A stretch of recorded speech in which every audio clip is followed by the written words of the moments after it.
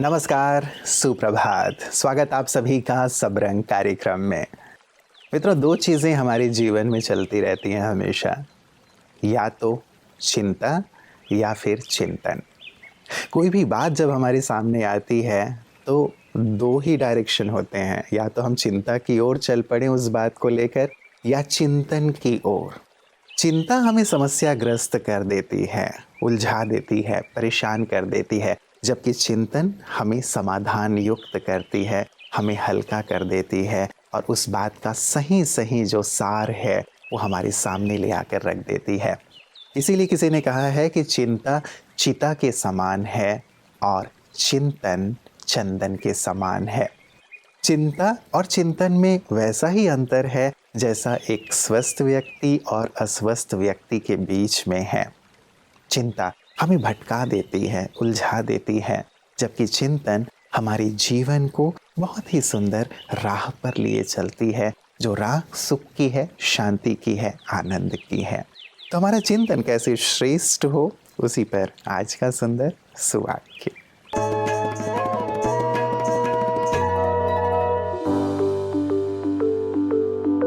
मीठी यादों का संकलन है श्रेष्ठ चिंतन।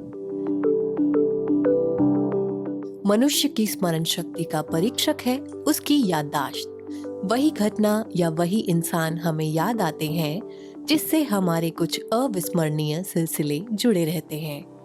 आपको भी याद आता होगा आपका बचपन से लेके अब तक की जिंदगी का सफर। कभी कभी इन स्मृतियों को ताजा रखने के लिए हम इन्हें चित्राधार के माध्यम से अपने साथ रख लेते हैं। कुछ ऐसे ही हमारा मन भी यादों की एक तिजोरी है, जहाँ सिर्फ सुंदर पलों का खजाना होना चाहिए।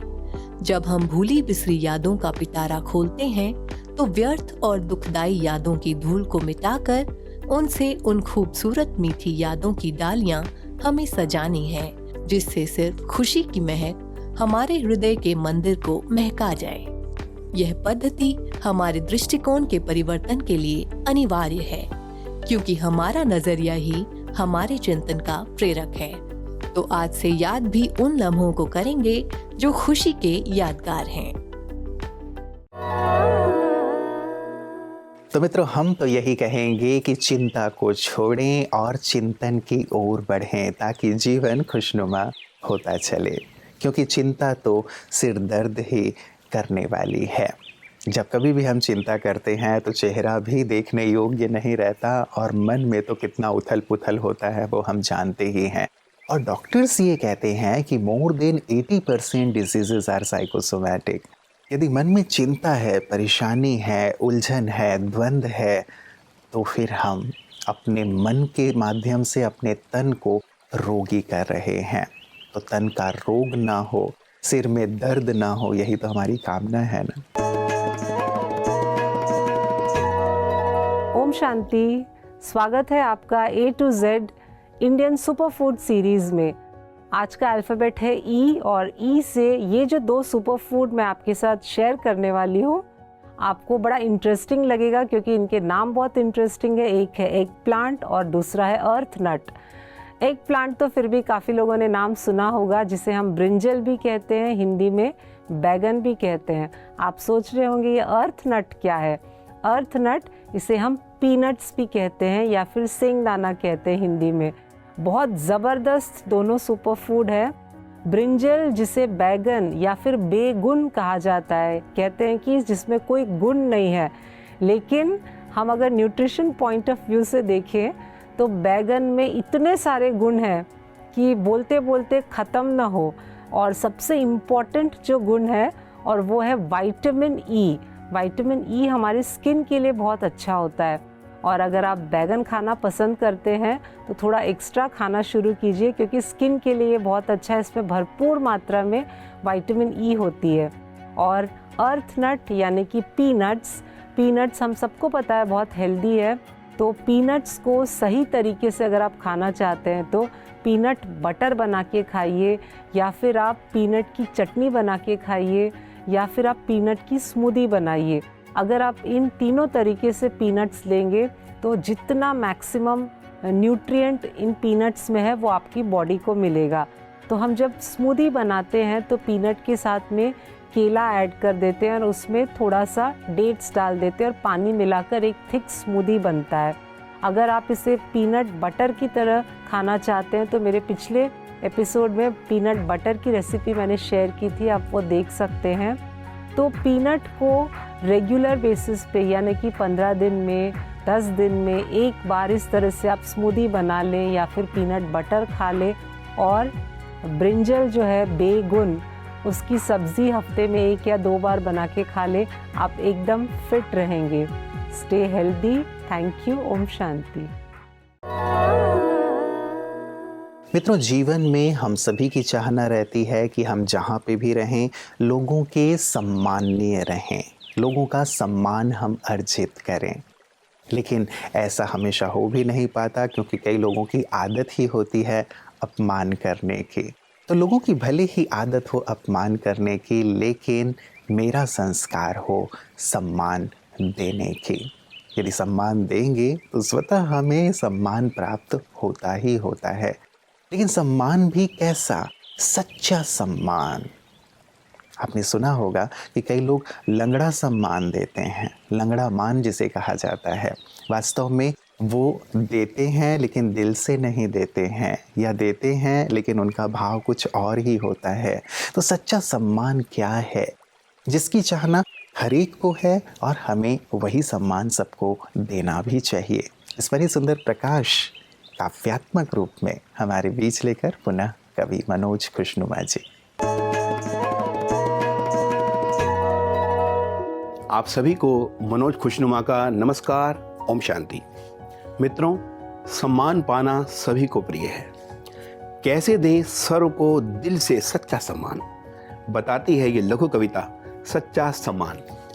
सम्मान का हकदार है हर प्राणी इंसान, आओ सीखें कैसे दे हम सच्चा सम्मान। जीवन चक्र ये सारा है जिनसे चलायमान, पिता है वो परमात्मा प्रकृति माँ समान। सर्वप्रथम सदा करें इन दोनों का सम्मान, मातृभूमि और राष्ट्र ध्वज की ऊंची रखे शान। आओ सीखे कैसे दे हम सच्चा सम्मान, आओ सीखे कैसे दे हम सच्चा सम्मान। जन्म पालना माता पिता ने दी माने है शान, शिक्षक गुरु की शिक्षा और ज्ञान का रखे मान। आज्ञाकारी वफादार बन पाए दुआ की खान, कर्म बोल में नारी की गरिमा का रखे ध्यान। आओ सीखे कैसे दे हम सच्चा सम्मान। झूठी महिमा या प्रशंसा करना नहीं सम्मान, शत्रु को भी मित्र बनाए गुणीय अति महान। छोटों को भी बड़ा मान के दिल में दे स्थान, सबकी राय को दीजिए महत्व सदा समान। आओ सीखे कैसे दे हम सच्चा सम्मान। स्वयं के ही सत्य रूप को जाए जो पहचान, मैं एक चेतन आत्मा सद्गुण मेरे सोमान। सोमान में टिकने वाले ही देते सच्चा मान, प्रभु प्रिय वो बन जाएं ये जग गाए गुणगान। आओ सीखे कैसे दें हम सच्चा सम्मान।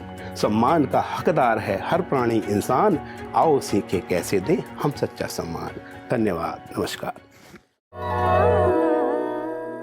मित्रों, कहते हैं कि व्यक्ति को अभिमान तब आता है जब उसे लगता है कि उसने कुछ किया है, और व्यक्ति को सम्मान तब मिलता है जब दुनिया को ये लगता है कि उस व्यक्ति ने कुछ किया है। दोनों में बहुत अंतर है। हम सचमुच कुछ ऐसा करें जिससे कि हम सारे संसार का सम्मान अर्जित कर सकें, प्राप्त कर सकें। कि जब भी हम राजनीति की बात करते हैं, आपने भी कहा कि आमतौर पे लोगों के मन में ये बात है कि राजनीति एक ऐसा फील्ड है जहां व्यक्ति जाना नहीं चाहता है, हमारा युवा वर्ग भी नहीं जाना चाहता है। तो वहां परिवर्तन लाने के लिए आप किस प्रकार का प्रयास करेंगे? अब देखिए, एक दूसरा पहलू है कि पहले तो हमको अपने आप में चेंजिंग करना पड़ेगा। और जब हम अपने आप में चेंजिंग करेंगे, बदलाव लाने का प्रयास करेंगे, तभी हम दूसरे को बदलाव लाने के लिए कह सकते हैं जी। तो पहले हम अपने आप को बदलें, इसके बाद पूरी दुनिया धीरे धीरे बदलेगी। अब एक बाय एक तो किसी को बदला नहीं जा सकता। अंगुलियां बराबर नहीं है, सबकी सोच अलग है, सबके सोचने के तरीके अलग हैं, सबके रहने के तरीके अलग हैं। सबके सोने के तरीके अलग हैं, सबके खाने के तरीके अलग हैं। मैं अपने आप से शुरुआत करूं, जी, एक बहुत अच्छी जी, बात जी। आपने कही। मैं अपने और आप से- यही बात यदि हर एक व्यक्ति अपने जीवन के लिए ले आए कि मैं स्वयं से परिवर्तन की शुरुआत करूं। आमतौर पे होता ये है कि लोग दूसरों की ओर देखते हैं जी। कि दूसरे ऐसा कर रहे हैं, ऐसा जी। कर रहे हैं, देश में जो भ्रष्टाचार है या गरीबी है जी। या जिस प्रकार की भी समस्याएं हैं, उन सब के लिए ये जिम्मेवार हैं, ये जिम्मेवार हैं। लेकिन यदि हर एक व्यक्तिगत रूप से, जैसा आप कह रहे हैं, जी। स्वयं के ऊपर जिम्मेवारी ले, अपनी जो नैतिकता है, अपनी जिम्मेवारियों को निभाए, तो इन तमाम समस्याओं को हम दूर कर सकते हैं। बहुत अच्छी बात है। पंडित जी, एक चीज़ मैं और जानना चाहूँगा आपसे कि आप लोगों ने स्वर्णिम भारत के ऊपर विशेष करके यहाँ पे चर्चा की, तो किस प्रकार से हम अपने देश को पुनः सोने की चिड़िया बना सकते हैं, स्वर्णिम भारत बना सकते हैं? देखिए, जो हमारे समाज में जो विषैला जहर घुल चुका है, एक दूसरे को नीचा दिखा करके आगे बढ़ने की हर व्यक्ति के अंदर प्रवृत्ति भर गई है।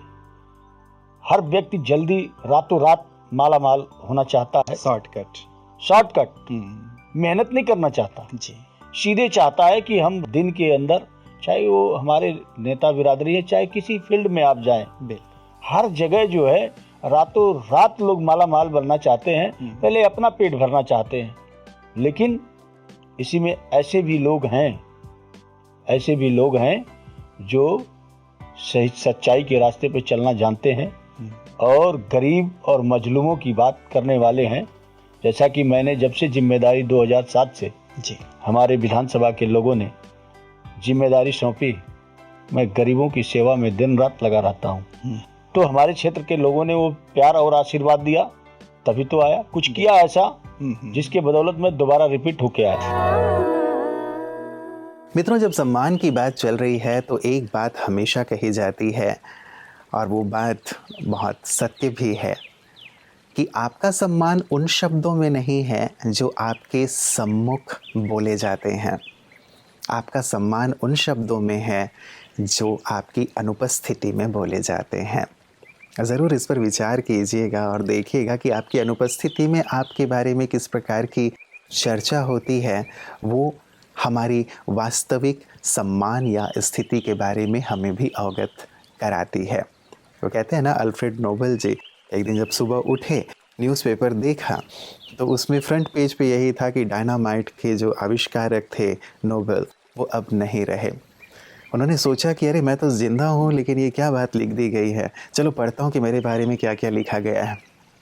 लोगों के व्यूज़ देखे तो ज़्यादातर लोगों ने लिखा था, अच्छा हुआ वो चला गया, उसने डायनामाइट का आविष्कार किया है जिससे विध्वंस होगा, विनाश होगा, लोगों को मारने का उसने ये सारा वो किया हुआ है, अच्छा हुआ वो भगवान के पास चला गया। उनकी आंखें खुली और उन्होंने अपनी सारी जो संपत्ति थी उससे एक ट्रस्ट बनाया, जिससे ही समाज के अलग अलग क्षेत्रों में आज नोबेल प्राइज़ दिए जाते हैं, और उन्होंने विध्वंस के कार्य रोक दिए। मित्रों, इसे हम सुधार के रूप में ज़रूर ले सकते हैं कि पीठ पीछे जो बातें हो रही है, यदि वहाँ मुझे अपनी कमी दिखाई देती है, उसमें मैं सुधार करूँ, तो सारे संसार के सम्मान का हकदार बन जाऊँगा। आप सबके सम्मान के हकदार बने, इन्हीं शुभकामनाओं के साथ नमस्कार, ओम शांति।